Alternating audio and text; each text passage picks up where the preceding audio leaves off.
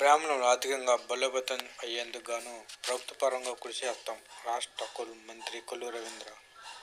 నిర్పేద బ్రాహ్మణులు ఆంధ్రప్రదేశ్ బ్రాహ్మణ cooperative credit society పథకాన్ని సద్వినియోగం చేసుకొని ఆర్థికంగా బలోపేతం అవ్వాలని రాష్ట్ర మంత్రి కొల్లు రవీంద్ర అన్నారు.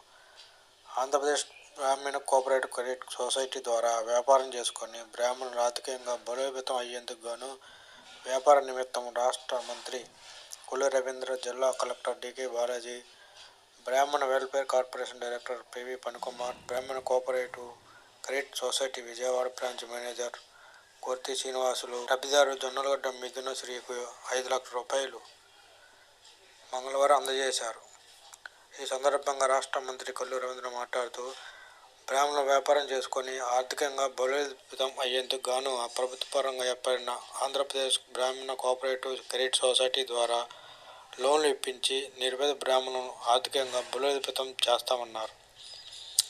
బ్రాహ్మణ కోఆపరేటివ్ క్రెడిట్ సొసైటీ ద్వారా అరుంధతి సూక్ష్మ రుణ పథకం, వశిష్ఠ సూక్ష్మ రుణ పథకం, అర్చక మిత్ర పథకం, పురోహిత మిత్ర పథకం, బ్రాహ్మణ ఎంప్లాయీస్కు పర్సనల్ లోన్స్, ఆస్తి తనఖా రుణములు, ప్రాజెక్ట్ ఫైనాన్స్ రుణాలు, ఉచిత విద్య కోసం ఇలా అనేక రకాల పథకాలతో బ్రాహ్మణుల ఆర్థిక అభివృద్ధికి ప్రభుత్వ పరంగా ఏర్పడిన బ్రాహ్మణ కోఆపరేటివ్ క్రెడిట్ సొసైటీ ద్వారా రుణాలు అందిస్తూ నిర్పేద బ్రాహ్మణులను ఆర్థికంగా బలోపేతం చేయడం జరుగుతుంది అన్నారు.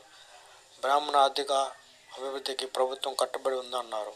బ్రాహ్మణులకు ఎప్పుడు ఏ సమస్య వచ్చినా అండగా ఉంటామని మంత్రి కొల్లు రవీంద్ర తెలిపారు.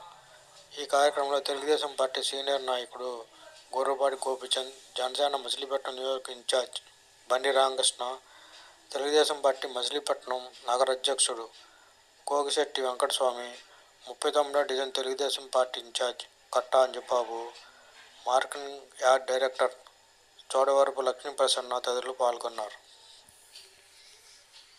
5 లక్షల రూపాయలు బట్టల కొట్టు వ్యాపారం మంత్రి గారు, బండి రామకృష్ణ గారు, కలెక్టర్ గారు, సీనియర్ మేనేజర్, థ్యాంక్ యూ. మీరు సైకిల్ ర్యాలీకి రెడీ చేసి